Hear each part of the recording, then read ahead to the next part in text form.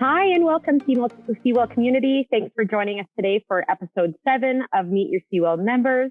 My name is Jillian Nero, and on screen I have Krystle, who has joined me for the rapid fire question period.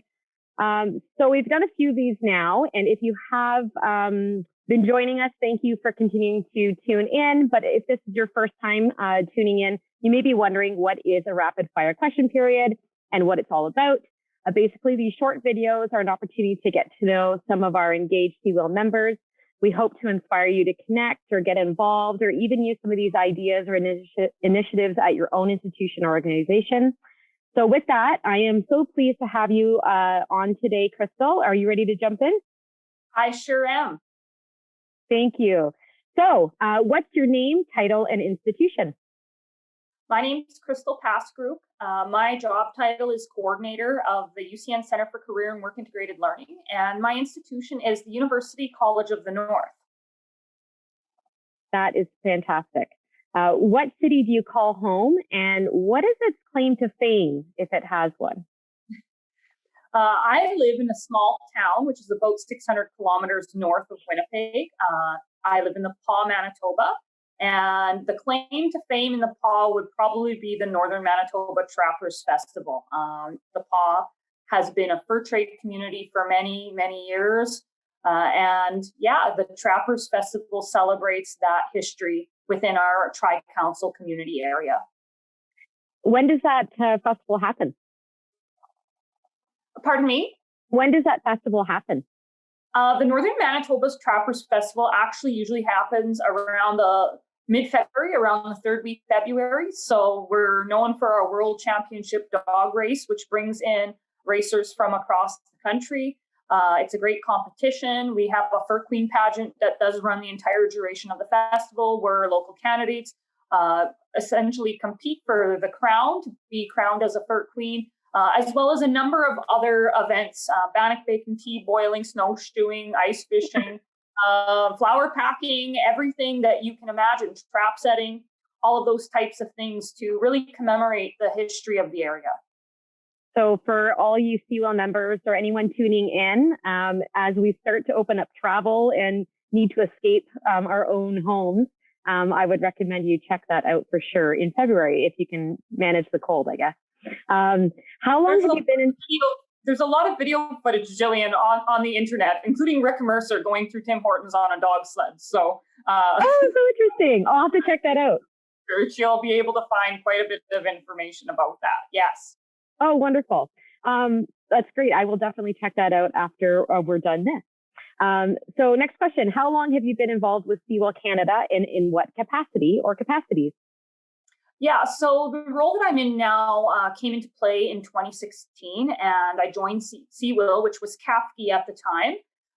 Shortly thereafter, in meeting different representatives from across the country, I was nominated to be the Manitoba representative to the CEWIL board and served 2 terms, actually, as the Manitoba representative. Currently, I just continue to be a member of CEWIL at large. Well, thank you for your service and your time and all the wonderful work that you do as part of the CEWIL community. Next question, as we start another academic year, what's one thing that you're really looking forward to most? I think exploring new ways of doing. If the pandemic's taught us anything, it's really taking those challenges and creating new opportunities. And so with that, I'm excited to meet new students and also explore working within a hybrid delivery model of working from home, working on campus, and seeing how that changes another dynamic of what we do at UCN. Yeah, I think that's something that is going to be on the minds of a lot of people across Canada at different institutions. I know for myself at Brock, we're moving to a hybrid model as well. So working through all those little details, and I think that the biggest theme that we've been talking about lately is being kind to yourself, to one another, being patient as we all learn to navigate this new environment. Absolutely. I said it's really hard to nail down what a work-life balance looked like when you were working at home. Right. I know for me, it was like work. And so not sure where that balance fell in there exactly, but there's also routine get settled into, and it's like, now how does that fit into the office environment? So it'll be interesting for sure. Absolutely. So next question is a little bit about return to campus. So as we know, many institutions are welcoming students back to campus for the first time in a bit. And as you reflect on the past year and a half, what's the one WIL initiative or project that you have either developed or been a part of that you are most proud of? In the months prior to the pandemic, we had created a hybrid operational framework that integrated WIL and career development together at UCN. And so this framework was very comprehensive in terms of including all kinds of new programming and services, which primarily had been set up for in-person delivery. And so I'd say going virtual has been the most challenging and yet rewarding initiative that I'm most proud of in the last year and a half, because we took everything we were doing, literally everything, and had to figure out how are we going to do this virtually. But in doing that, everything from creating content to put on the UCN website that didn't exist before, that became kind of a resource hub. You know, you could send people to one spot and they could find the job portal, they could find resources on resume writing, they could find information about our professional development program, and they could find everything that they needed right in one location. So that was a big undertaking. Our professional development program itself went from an in-person thing to something that you can do 24/7 whenever you want. Wow. Like I say, eating pizza in your pajamas on the couch, and you can learn how to build your resume and get credit for it at the same time. And it was free. And so that really took off as well. And then, of course, just being able to host employers virtually. And so all of these things enabled us to grow.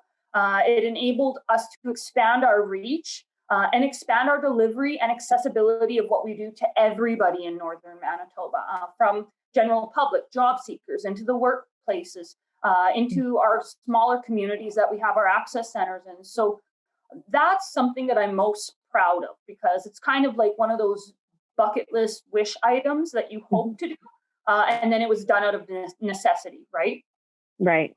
And from what I'm hearing from you, because all that work sounds like incredibly rewarding, because it's providing access, right? So it's flexible, it's providing access, and I can see that, I can see the pride beaming from your face in being able to accomplish that. And you're right, it was out of necessity, but it sounds like you've been able to gain a lot of efficiencies also in doing that work. Which is yes.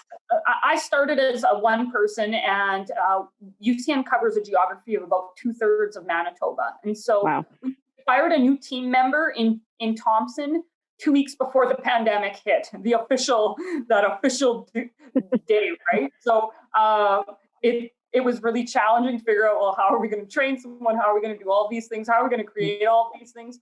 But am really proud of the accessibility, because we have 2 campuses. We have 12 access centers dispersed amongst this huge geography, and it's physically impossible, not only as a team of 1, now as 2, to be in all those places at the same time and deliver all of those pieces to everybody everywhere. And so this just improved that accessibility. We have challenges with connectivity in remote locations, but this was accessibility on a bigger scale than that, because we told the general public, you've been laid off because of COVID. Do you need job support? Do you need career coaching? What do you need? And so it just made accessibility that much greater to all of the people in our community, not just our campus community. Yeah, that sounds like a great undertaking. And I'm sure the communities in and around the campus and far-reaching, as you had mentioned, are very appreciative of all that work that you've done. So that's fantastic. Last question for you is, what is your favorite CEWIL moment? I'd have to actually say that it was right when I started in this role, very new, unsure of things. And one of my first big gigs was going to the CAFE conference in New Brunswick in 2016. And it's memorable because I just started and I didn't know anybody. And when I left that conference, I felt like I was a part of a community of practitioners. and that group of practitioners who were ready to support me in my new adventure. And so that's really stuck with me this entire time. That's one of the reasons why I was wanting to join the board, to be a part of this community. And that's something CEWIL continues to give and has given throughout all of the last year and a half, is bringing us together as a community to navigate this together. Yeah, the support, the camaraderie, the ability to bounce ideas off one another. It is a great connection and community, as you said, for sure. So that's it for us today. That was a lot of fun. I want to thank you again, Krystle, for taking part in Meet Your CEWIL Members today. As a friendly reminder, as I always do, if you are a CEWIL member and would like to participate, please reach out to us and let us know. Otherwise, if you are interested in learning more about CEWIL Canada and or becoming a member, please visit our website at cewilcanada.ca. Until next time, ciao.